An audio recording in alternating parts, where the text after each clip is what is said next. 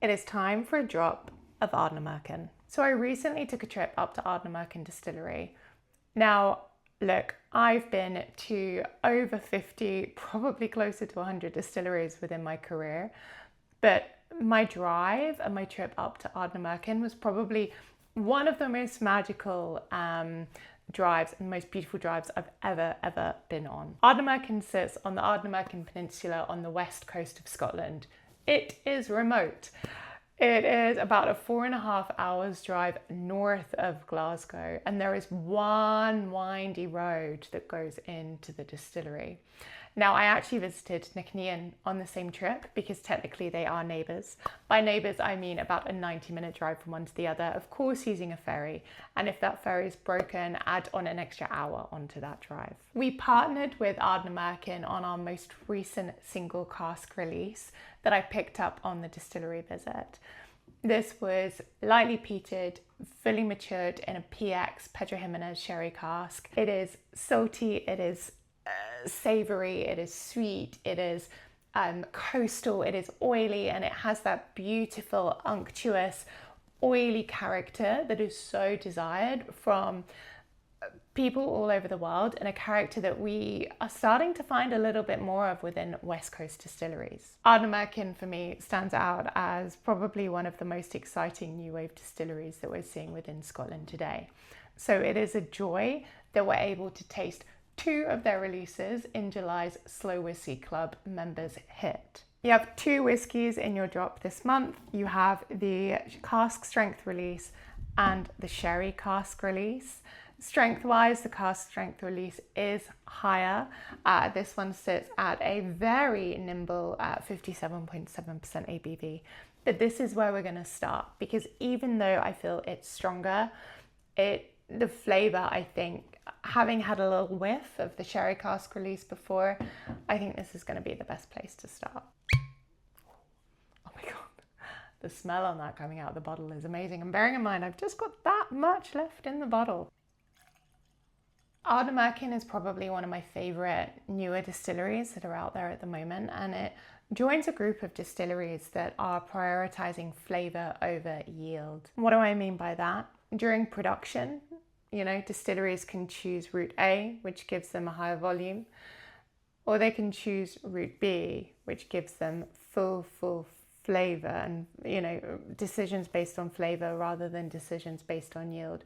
Of course, most distilleries will kind of weave between the two, but with Ardnamurchan itself, 2 months of the year, they distill with heritage for barley varietals, which are definitely not giving them the yield that they should be going for and that they need, but the oiliness and the texture that comes from them is far outweighs anything to do with yield at all.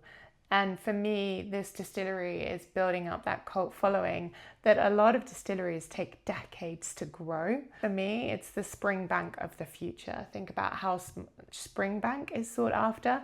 That's what Ardnamurchan's doing today. And it was only founded in 2014.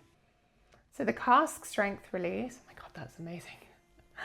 The cask strength release is made up of 87% unpeated barley and 30% peated barley. So just a touch of peat in there. And it's been matured 90% in bourbon casks and then 10% in sherry casks. So it's mainly a bourbon cask driven whiskey with a small element of smoke coming into play to give it an extra dimension of flavour. Now bear with me here, but on the nose, for me, this honestly smells like vanilla French fancy. Those little Mr. Kipling, I'm sure other people do them, Mr. Kipling cakes, the vanilla French fancies. It smells like one of those, but imagine that being sprinkled with smoked molten sea salt. That is what this is on the nose. Or like those pastel de nata, the Portuguese custard tarts, again, with like a smoked molten sea salt on top. That is this. Bottled. My goodness. That flavour is long and lingering. The texture is super oily, super mouth coating. Yes, you can feel its strength. 57%, you're not gonna not feel that strength. It does come through a little bit on the palate at the end. But that flavour of the pasta de nata or the creme caramel with a smoked malt and sea salt is definitely there on the palate, but it's really alluring and really velvety and really oily.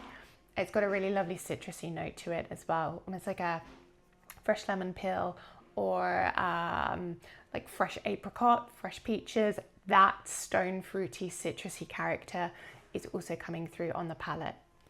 I'm going to add a couple of drops of water. I have a little pipette. You can buy these from Amazon and other marketplaces. But just a couple of drops to see how it opens up.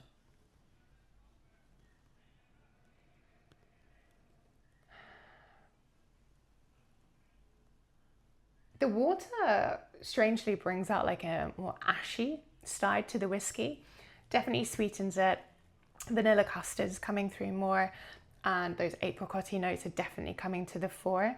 But there's a bit more of an ashiness, which I really, really love. That is glorious, absolutely glorious, and so typical of that West Coast style. I still stand by the Springbank of the future statement. The Springbank of the now, to be honest with you, especially with that drop. Time for the next one. I like to compare and contrast when I have two whiskies because it gives me a chance to sort of compare, figure out what's going on in one, what's going on in the other. It's kind of a good benchmarking piece. It should also be said that both of these whiskies are, of course, non-chill filtered and no caramel colouring. So that colour and the character and the texture, that is the whiskey through and through coming from the cask. Just like the cask strength release, the sherry cask release is also a mix of peated and unpeated barley coming together, but this time fully matured in sherry casks. So we're talking Pedro Ximénez, PX, so that sweetest of sherries. That also brings for me a savoury character to a whiskey usually, and then Oloroso as well. And usually from Oloroso casks, I would expect caramelized nuts, sort of pecans, dates, fruitcakey characters coming through. This one is also a little bit lower in strength. It's 50% ABV compared to the 57 on this bad boy. Oh, nice. Bouncing between the two, that soft vanilla or that smoked vanilla note definitely comes through a lot more on the cask strength release. One of the official tasting notes on the sherry cask release was, I think it was tarry rope or like bunghole material, something like that from the cask. And I'm getting that. I'm definitely getting that. There's also smoky bacon, frazzles. It is frazzles bottled. Along with like a spiced plum jam. And then there's a really nice sort of like tarry savouriness to it as well, which means we're not looking at a pretty sherry cask. This isn't just fruitcake and dark chocolate through and through. This is a sherry cask whiskey that has character to it. You know, a sherry cask whiskey that would wear a leather jacket down the road. That's what we're looking at here with this one.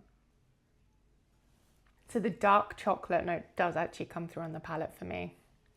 Dark chocolate, like Luxardo Morello cherries, you know, the cherries, the kind of spenny cherries that we like to put in our Manhattans, that's also in there as well for me. It's not overly sherry. Well, it's sherried, but it's not overly sherried in the sense that it's not a fruitcakey whiskey. It instead has that really lovely savoury character coming through. A really lovely example of what happens when you put an oily, coastal, peated spirit into some very well selected sherry casks. You still get that distillery character coming through, but then you get that rich, unctuous sort of tomato plant, beef jerky, teriyaki style of character within there as well.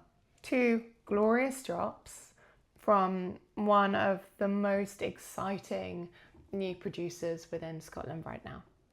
I hope you enjoy them. Cheers.